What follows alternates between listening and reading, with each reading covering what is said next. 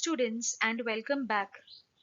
In this module, we shall learn the second part of the lesson, Life of the People in Maharashtra, Standard 7, Subject History, presented by Sara Pereira. Let us first revise what we learned in the first part. Social conditions. Agriculture and occupations based on agriculture were the major sources of production at the village level.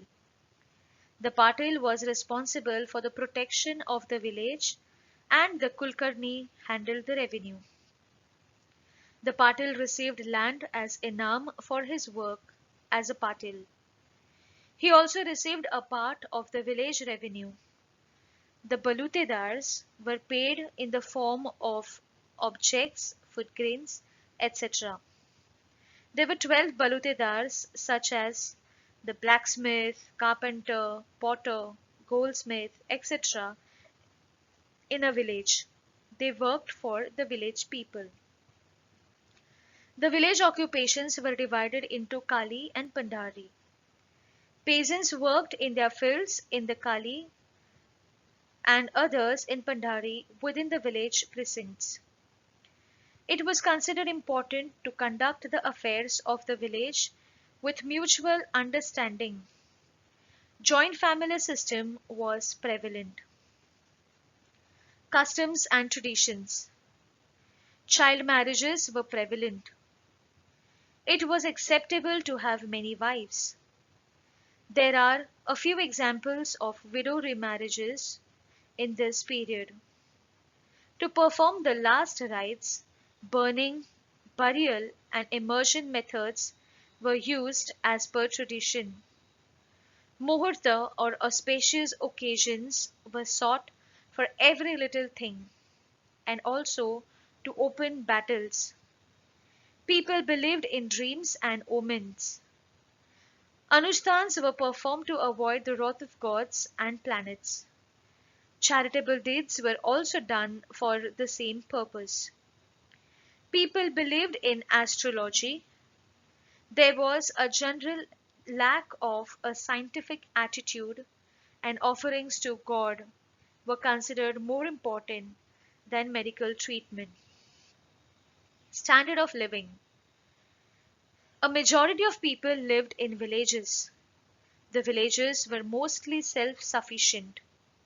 Only salt had to be imported from other places. The needs of farmers were limited. They grew jowar, bajra, wheat, ragi, maize, rice, and other grains in their fields. The daily diet consisted of bhakri, onion, chutney, and an accompaniment. Barter system was used for everyday transactions. Village houses were simple mud and brick constructions. Vadas with one or two stories were seen in cities. Rice, dal, chapatis, vegetables, salads, milk, and dahi products were mainly included in the rich people's diet. Men wore a dhoti, kurta, angarkha, and mundise. Women wore nine-yard saris and blouses. Festivals. People celebrated Gudi Padwa, Nag Panchami, Bail Poda, Dasera, Diwali, Makar Sankrant, Holi, Eid, and other festivals. In the Peshwa period, Ganeshotsav was celebrated in many homes. The Peshwa himself, being a devotee of Ganesha, these celebrations acquired importance.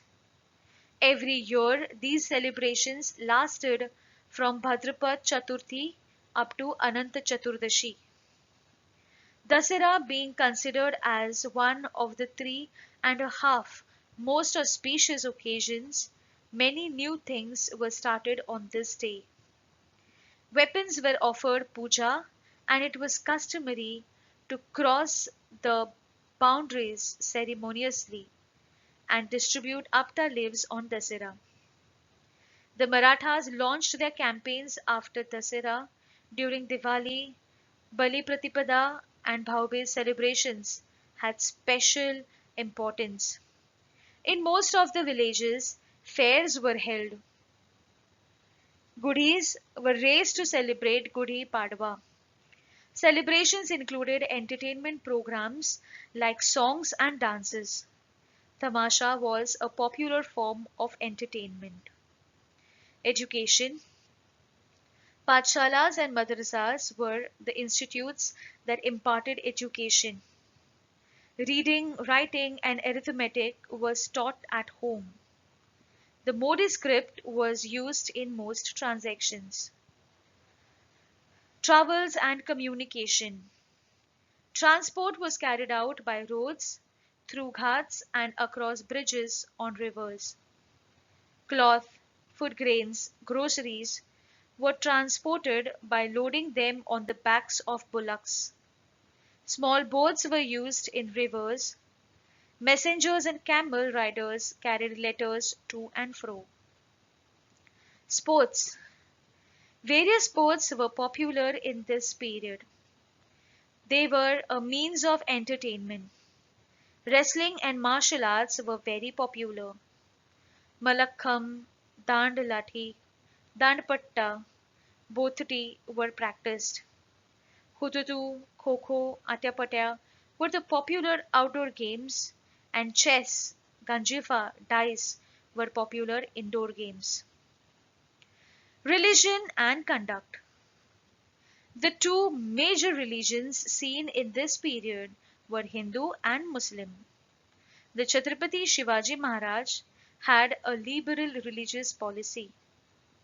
The general understanding was that everyone should follow their own religion and should not impose it on others. The government gave grants to pathshalas, temples, madrasas, and mosques. Followers of both religions took part in the celebration of each other's festivals.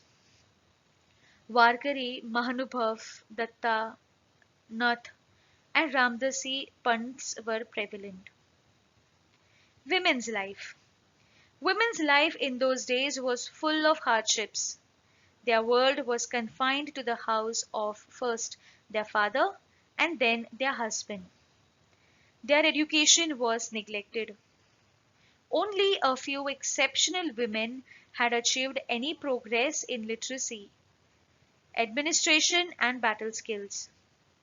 They include Veer Mata Jizabai, Maharani Yesubai, Maharani Tarabai, Umabai Dabhade, Gopikabai, Punyashlok, Ahilyabai.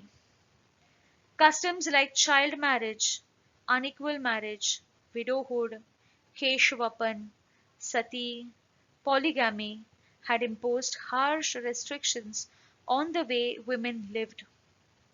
The period from 1630 CE to 1810 CE is broadly defined as Marathi Shahi. Let us review the art and architecture of this period in brief in this video now. Sculpture. We find references to restoration of Kasba Ganpati Mandir, building of Dalal Mahal, construction of Rajgarh and Raigad, building of sea forts, etc., that are related to architecture. Hiroji Indulkar was a famous architect of that period, and he also contributed in he also architected or gave designs for different forts that were built by Shivaji Maharaj. While setting up a village, the usual pattern was roads cutting one another at right angles, stone construction along the side, and extensive ghats. Ghats are the steps along the river bank. So this was all systematically done, and the roads were also not anyhow made. They were always cut into right angles so that the houses also along the roads would be systematically built. During the Peshwa period, a drinking water supply system was built like the one at Ahmednagar and Bijapur. The Peshwas built underground pipes, small dams, gardens, and courts tanks, fountains, etc. I told you all that the Peshwas were the ones who lived in the Vadas, and their Vadas were big, big houses, big, big bungalows, we can say. And they also built gardens and underground pipes and all this uh, new modern things were built by the Peshwas. The Mastani Talab at Deveghat, Hadapsar near Pune city is worth a mention in this regard. Shaniwar Wada and Vishrambagh Wada in Pune, Sarkar Wada in Nashik, Raghunath Rao Peshwa's Wada at Kopargaon, the Vadas of the Satara Chhatrapati, as also the old Vadas at Vai, Menwali, Toke, Shringonde, Pandharpur are symbols of the medieval Vada culture, and the Vadas were also very beautifully carved, beautifully painted, and they actually represent the architecture of the medieval age. Baked as well as unbaked bricks were used to build the Vadas. Wooden columns, rafts, boards, dressed stones, arches, finely prepared lime, round tiles for the roof, mud and bamboo were all used in the construction. Okay, so the construction process was very elaborate and a very beautiful process took place in the construction of every house, every vada or every fort. The vadas were decorated with sketches, paintings, wooden sculptures, and mirrors also. Important specimens include the sculpture of the meeting between Malamma Desai and Shivaji Maharaj at the time of his Karnataka campaign. The sculpture at Buleshwar temple including sculptures of individuals and animals, example elephant, peacock, monkey, the sculptures on the Toke temple and the idols within the Trishun Ganapati temple in Pune, the memorial to Punyashloka Ahilyabai in Madhya Pradesh, the sculptures at the Mohiniraj temple at Nives. Okay, these are some of the important sculptures which are still there and they have gained a lot of historical importance. One of the sculptures of the Buleshwar temple you can see on the screen where they sculpted animals and they also sculpted human figures with a lot of other decoratives. Temples. The temples of this period are built in the Hemadpanthi style. Hemadpanthi style you can see on the first image. Okay, this is called as the Hemadpanthi style. So much of architecture and so much of small, small, minute carving. And this was of the Yadav period. The Shikhar of the Ambabai temple at Kolhapur. The temples on the Jyotiba hill, Shambhu Mahadev temple at Shikhar, Shinganapur. Srishneshwar temple at Verul are excellent specimens of sculpture. The Bhavani Devi temple on Pratapgarh and the Sapkoteshwar temple at Goa were built by Shivaji Maharaj. Other temples of Peshwa period are the Kalaram temple at Nashik, the Shiva temple at Trimbakeshwar, the Shiva temples at Kaigaon and Toke on the confluence of the Godavari and Pravara, and the Mohiniraj temple at Nivasi. So these are all the important temples which still stand today. Also, people visit these temples. Only some people they visit only to look at the different and beautiful style of building, the architecture, the sculpture, and how it is still beautifully preserved after so many years. Ghat. Stone ghats built on a river or at the confluence of rivers are characteristic of Marathe Shahi. Ghats are nothing but steps which are built along the banks of the river. And the most remarkable specimen of a ghat is the one at Toke, Pravara Sangam on the confluence of the Godavari and Pravara. You can have a glimpse of how the ghats looked in this image that is put on the slide. In a flight of steps, there would be one wide step at regular intervals. This would lend beauty to the entire ghat construction.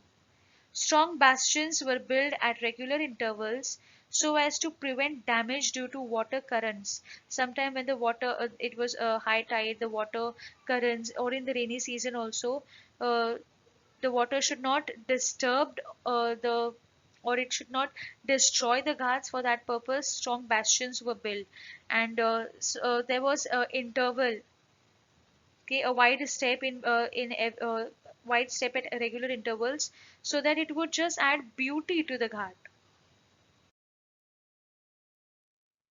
Painting. The paintings on the walls of Shaniwar Wada are the important ones of the Peshwa period. Raghu, Tanaji, Anup Rao, Shivram, Mankoji are some of the important painters of this period.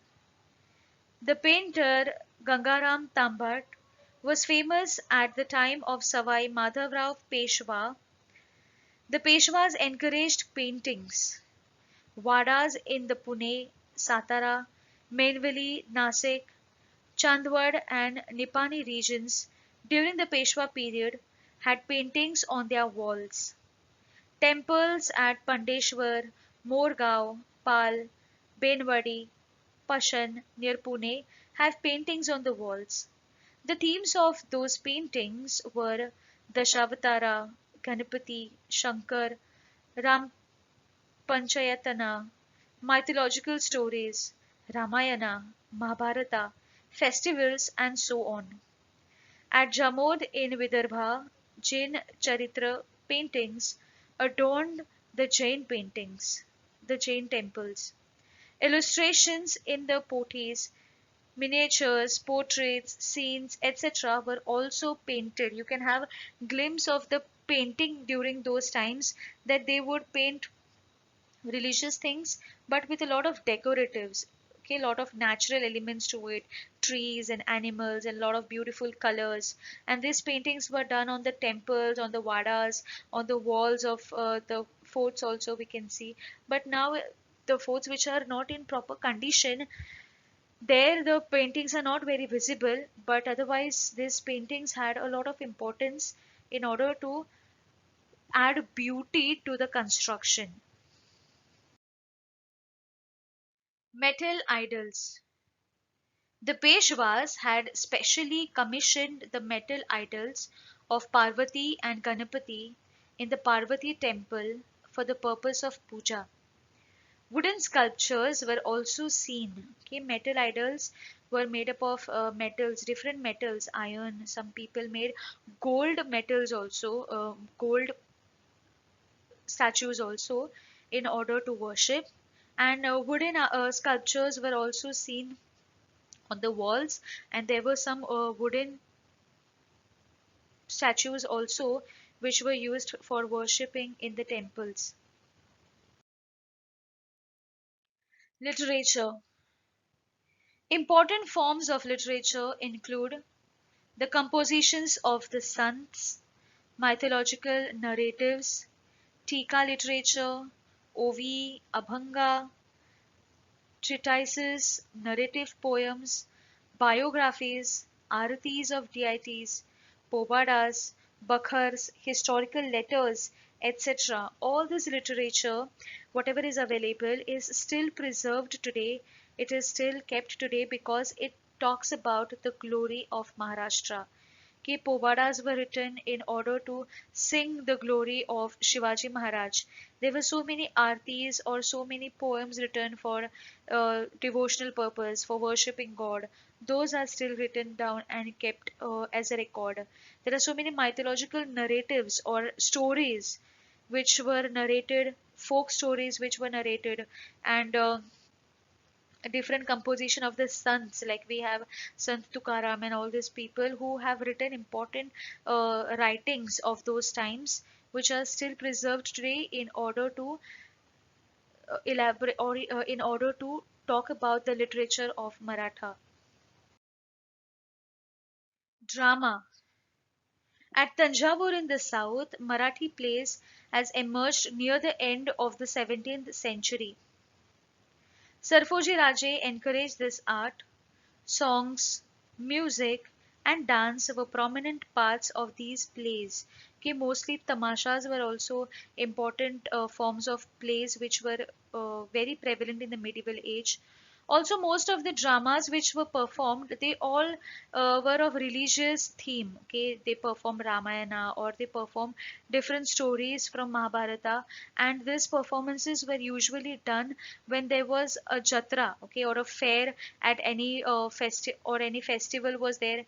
At such occasions only in a particular village, drama was performed, and the characters of the drama also at that time, we know that women did not have much importance, so women were not always allowed to go out and work, so all these female characters were also played by the men.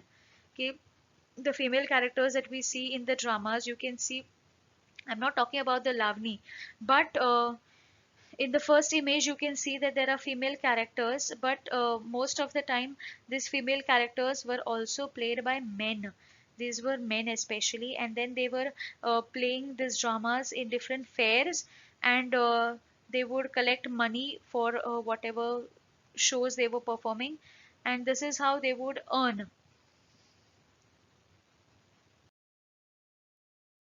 I hope you understood the life of the people of Maharashtra in the medieval age. Thank you.